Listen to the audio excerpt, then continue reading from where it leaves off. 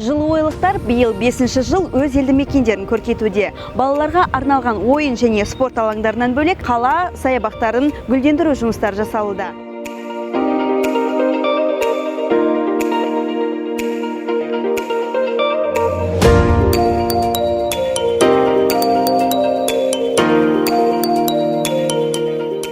Осындай площадканы өмірімде бірінші рет көріп тұрмын, маған өте ұнады.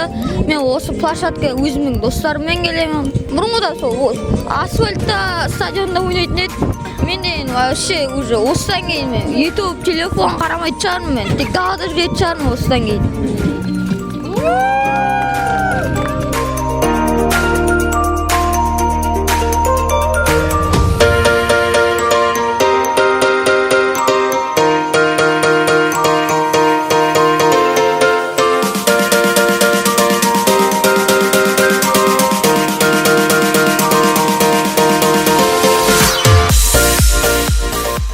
Осы ауылдың тұрғынымын. Бізде мына трибуна, балалар бәрі кішкентай қуанып отыр, жақсы. Енді күннің астында мында өзімізде скамейкалар тұр. Енді осы трибуна салынғалы балалар отырады, үлкендер келіп қарайды, бәрі өте керемет.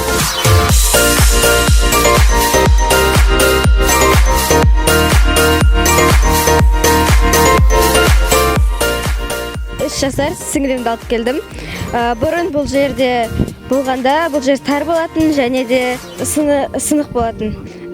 Бұрын газон болған жоқ, кішкентай балдар құлап қалады деп қорқатын болдық. Қазір газон бар, емін еркін жүре береді балдардың өзі.